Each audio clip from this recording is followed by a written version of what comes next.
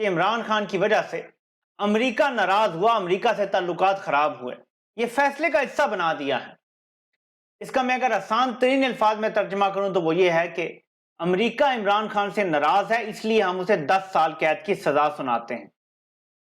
یہ الو کے پٹھوں نے فیصلے میں لکھوا دیا ہے، کل کو جب اس ملک میں حقیقی جمہوریت بحال ہوگی اور قوم حقیقی طور پہ آزاد ہوگی تو ان لوگوں کے تو گلوں میں آرٹیکل 6 کے پھندے ہوں گے۔ انہوں نے خود اب تو فیصلوں میں لکھوا لیا ہے۔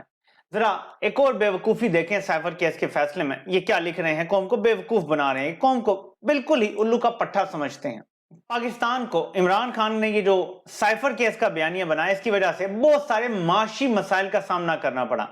پاکستان کی معیشت کمزور ہوئی، پاکستان کے تعلقات دوسرے ممالک سے خراب ہوئے، پاکستان کی سٹینڈنگ جو ہے وہ عالمی سطح پہ خراب ہوئی، اور ان ممالک نے فائدہ اٹھایا جو پاکستان کے دوست ممالک نہیں ہیں۔ یہ انہوں نے لکھ دیا اس میں۔ معیشت کا سارا ذمہ دار کہ عمران خان نے سائفر کا عوام کو بتایا تو اس سے معیشت خراب ہوگی۔ یہ ذرا دیکھیں، عقل کے اندھے ہیں، فیصلے کیسے لکھ رہے ہیں۔ پھر انہوں نے اعظم خان کا وہ بیان فیصلے کا حصہ بنا دیا ہے جو انہوں نے جب انہیں غائب کیا گیا تھا، شمالی علاقہ جات لے کے گئے تھے، تب انہوں نے مجبوری میں ریکارڈ کروایا تھا تشدد کے بعد، وہ بیان فیصلے کا حصہ بنا دیا گیا ہے۔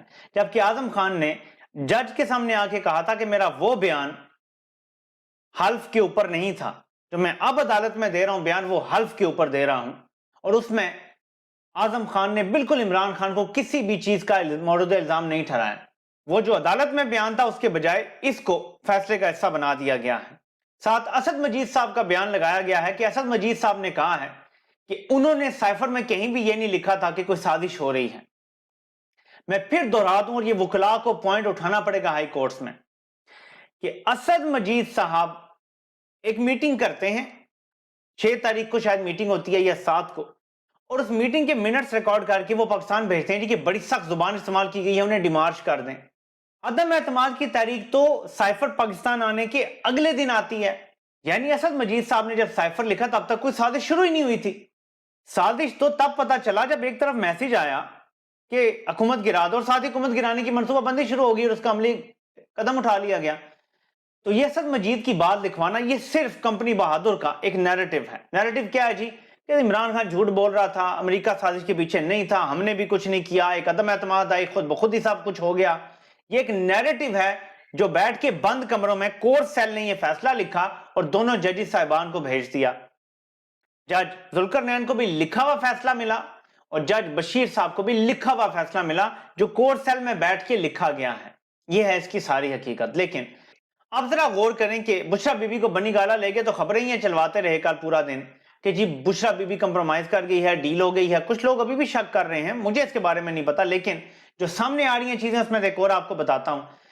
بنی گالا کے گھر پہ مکمل قبضہ کر لیا ہے اداروں نے، عمران خان کے بنی گالا کے گھر پہ مکمل قبضہ کر لیا ہے اداروں نے۔ نہ کوئی وہاں پہ ملازم رہ سکتا ہے، نہ کوئی، سب کو نکال دیا ہے، چیزیں تک عمران خان کی اور بشرا بی بی کی جو ذاتی وہ بھی نکال دی ہیں وہاں سے۔ بشرا بی بی کو بنی گالا گھر کے اندر ایک کمرے میں قید کر دیا گیا ہے اور کھڑکی تک کھولنے کی اپنے گھر کی اجازت نہیں ہے، جس کے بارے میں مریم نواز کو بیانیہ دیا گیا ہے کہ ہو جی کہ اس کو تو گھر دے گیا ہے، اس کو تو بڑی عیاشی دے دی ہے۔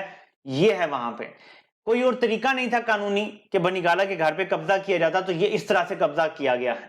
ڈاکٹر عبدالقدیر خان کے ساتھ بھی کچھ ملتا جلتا ہوا تھا، جہاں ان کو بھی ہاؤس اریسٹ کر کے ان کے گھر پہ قبضہ کر لیا گیا تھا۔ یہاں بھی عمران خان کے گھر پہ قبضہ کر لیا گیا، اور آہستہ آہستہ یہ آگے بڑھیں گے۔ اگر عوام نے 8 فروری کو باہر نکل کے ووٹ نہ ڈالا، یہ شوکت خانہ ہسپتالوں پہ بھی قبضہ کریں گے، ان کا نام تبدیل کریں گے، ان کو قومیہ لیں گے۔ میں آپ کو آج بتا رہا ہوں یہ آگے بڑھیں گے، یہ پیچھے ہٹنے والے نہیں ہیں۔ عمران خان نے ان کا اقتدار ختم کر دیا ہے، اب یہ بدلے میں عمران خان کا نام مٹانا چاہتے ہیں پاکستان سے۔ ختم ہو گیا نا، ان کا اقتدار ختم ہو چکا ہے، شعور کا جن بوتل سے نکل چکا ہے، یہ آپ اس ملک پہ قابض نہیں رہ سکتے، یہ میں آپ کو بتا رہا ہوں۔ عوام کو ان کا حق حکمرانی ملے گا۔ یہ دیکھیں اب ذرا صورتحال، جاتے جاتے امپورٹڈ حکومت کی جو ایکسٹینشن ہے، نگران حکومت، اس نے 13 روپے 55 پیسے پیٹرول مہنگا کر دیا ہے اور 2 روپے 75 پیسے ہائی سپیڈ ڈیزل کو مہنگا کر دیا گیا ہے۔ اس نے اپنا سب کچھ داؤ پہ لگا دیا، اس کے بچوں تک سے اسے بات نہیں کرنے دی جاتی۔ وہ شخص جو بادشاہوں کی طرح جی سکتا تھا وہ آپ کی خاطر جیل میں ہے، اور آج بھی وہ آپ کو کہہ رہا ہے کیونکہ اسے اپنی قوم پہ پورا یقین ہے کہ اس کی قوم اسے مایوس نہیں کرے گی۔ یہ ایک دن اپنی زندگی کا اس شخص کو دے دیں جس نے اپنی زندگی کے कम अज कम भी 26-27 साल सिर्फ सियासी तौर पे आपको दिए हैं। उससे पहले वो खेलों के मैदान में आपकी इज्जत करवाता रहा है, लेकिन ये 26-27 साल उसने अपनी कौम के लिए खून पसीना बहाया है, उनको उनके हकूक बताने के लिए। आज आपको आपके हकूक पता है, आज आपको मसाइल की असल वजह भी पता है। आज आपने सिर्फ एक काम करना है कि इलेक्शन वाले दिन बाहर निकलना है और वोट डालना है, और घर पे बैठ जाना आपने अपने आप पे हराम कर लेना है। हर बंदा जितने लोगों का वोट हो सकता है डलवा ले, जितने लोगों को मोटिवेट कर सकता है साथ लेके जाए। कोई उम्मीदवार आपको गाड़ियां नहीं प्रोवाइड कर सकेगा, तो ऐसे में अक्ल इस्तेमाल करें।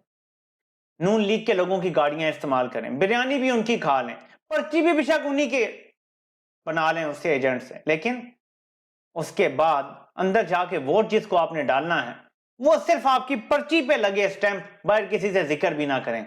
जरूरत नहीं है पीटीआई का झंडा उठाने की, उस दिन आपकी जीत खामोश रह के वोट डालने में है।